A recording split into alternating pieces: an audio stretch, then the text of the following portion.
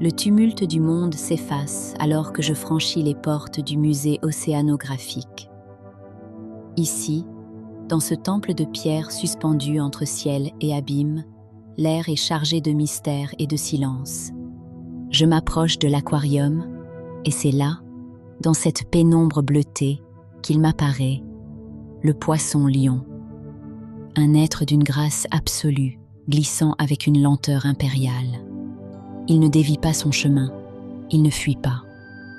Il se stabilise devant moi, ses nageoires déployées comme une couronne solaire, m'offrant un instant de confiance pure. La majesté de ses épines et la transparence de ses filaments dessinent des constellations mouvantes dans l'eau sombre. À cet instant, ce n'est plus un simple habitant des mers, c'est un guide, un messager qui s'adresse à mon âme. De retour dans la solitude de mon atelier, l'alchimie a commencé.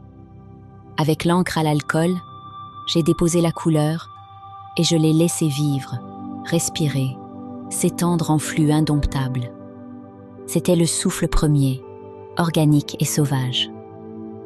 Puis, avec la délicatesse de l'art virtuel, je suis venue sculpter cette matière fluide. J'y ai infusé une lumière incandescente, une précision stellaire, pour que chaque rayure devienne un éclat de nébuleuse. De cette union entre le geste sensible et la puissance de la technologie est né le poisson-lion cosmique, un seigneur des profondeurs qui n'attend plus que de trouver son sanctuaire.